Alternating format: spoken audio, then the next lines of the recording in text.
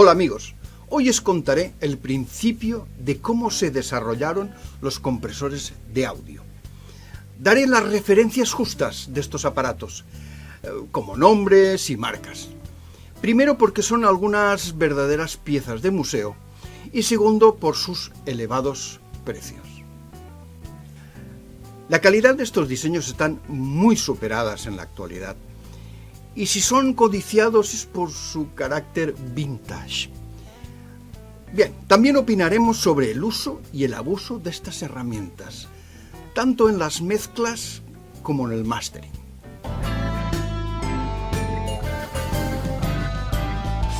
Hace algunos años leí un artículo de un técnico de sonido más o menos de mi época, en la que hablaba del porqué y el principio del diseño de los primeros compresores limitadores. Recordando aquello y la experiencia que en todos mis años de técnico de directo y estudio he atesorado, puedo contaros la aventura de un aparato que justamente no lo inventó ni el señor Neve y tampoco se desarrolló en un principio para las grabaciones en estudio, hasta muchos años después. Rondaban los años 20 con el principio del cine sonoro. La RCA grababa el sonido sobre la emulsión de la propia película, método que no sobresalía por tener una señal ruido exagerada. Hasta que llegó un joven ingeniero, americano, por supuesto, trabajador de la RCA, que viendo esto, desarrolló un primitivo sistema de reducción o puerta de ruido para cine en el 1931, para conseguir que la música y los diálogos sobresalieran del ruido provocado por el rozamiento de la cinta en la máquina de reproducción. En los años 30 y 40, las miles de emisoras que nacieron, que en los Estados Unidos funcionaban y que era la única forma de entretenimiento para escuchar los últimos hits de la época, noticieros, novelas, etc., tenían un gran problema de que los soportes en los que trabajaban tenía cada uno un nivel, ya que entonces aún no existían las normas ISO, ASA, etc., para tener una señal homologada. Y debido a las múltiples fuentes que entraban en una sala de radio, había que hacer algo para que los amplificadores de válvulas no tuvieran sobretensiones y no se recalentaran y produjeran roturas que eran en ese momento muy costosas. Para ello nació la figura del Transmitting Watch Engineer, que realmente no era más que un señor que controlaba con un botón y con unos cascos el volumen que se emitía. Muchas veces la emisión era en directo y este compresor humano tenía que leer las partituras para conocer los puntos fuertes de aquella actuación y así mantenerla a unos niveles óptimos para no sobresaturar los circuitos y lograr una señal comercialmente óptima. El mismo ingeniero, ahora no tan joven, desarrolló a partir del diseño del reductor de ruido de cine, anteriormente que hemos mencionado, desarrolló un dispositivo de ganancia automática. Esto es, para adaptarlo y que la misión humana de bajar y subir volumen, el nuevo dispositivo lo realizara automáticamente. En aquellas épocas la calidad sonora era lo que más primaría en estos costosos equipos, ya que a través de aquel primitivo diseño pasaba toda la señal de la emisora. Poco a poco, evidentemente aquello despegó y surgieron muchos ingenieros electrónicos de las principales cadenas de radio y también de grabación en aquella época y aportaron sus diseños al que originalmente desarrolló aquel joven ingeniero. Estos equipos han llegado hasta nuestros días muy modificados, desde válvulas, transistores, circuitos integrados, DSP digitales y sobre todo en la era informática como plugins. La verdad molesta pero cierta es que los más grandes desarrollos sobre radio, microfonía y también en el desarrollo de grabación sobre cinta magnetizada fue gracias a la Alemania nazi. Hasta que no se terminó la guerra, tanto Estados Unidos como en el Reino Unido, que se llevaron estos diseños, no se desarrolló este sistema, ya que hasta entonces las grabaciones se hacían sobre un alambre imantado. Aquí os muestro uno de los primeros grabadores de alambre imantado. Y siguiente, el inventado por Alemania con soporte que a todos nos suena, la cinta magnetizada. El verdadero boom de los compresores vino en la época de los 70 y 80. Su mayor utilización empezó a ser en los directos para mantener un poco la dinámica, pero también empezaron a ser más o menos imprescindibles en los estudios de grabación. Ni qué decir que después de toda esta información, a mí hace unos 12 años me cambió la forma de idolatrar a los procesadores. Hoy en día es normal que tengamos en nuestros ordenadores 50 o 100 plugins de compresores, etc. Y lo cierto es que, aunque nos digan que uno es tal y otro pascual, realmente siguen siendo simples herramientas. Muchos desarrolladores de soft han hecho que algunos de estos plugins impriman un color característico a los instrumentos o a la mezcla final.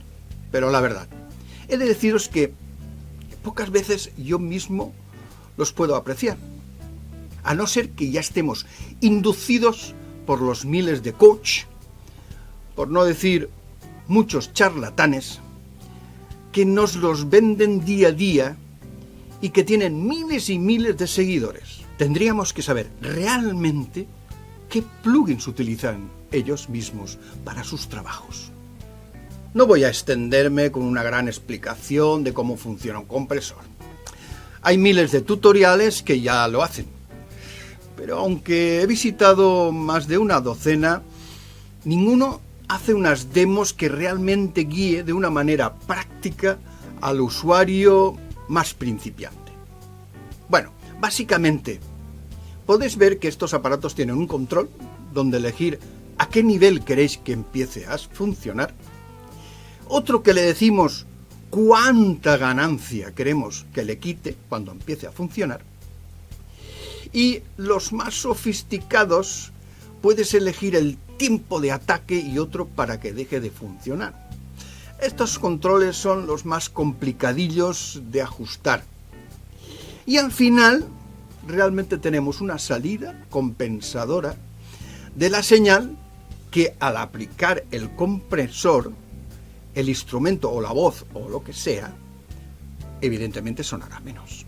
Para utilizar un cacharrejo de estos, la verdad es que si no tenéis muy claro para qué y cómo funciona, mejor ni tocarlo. Es difícil que algún preset os sirva, pero si los utilizáis, nunca sabréis qué carajo estáis haciendo con esa guitarra, caja o la voz. Es preferible automatizar los niveles que confiar en algo que para vosotros es extraño.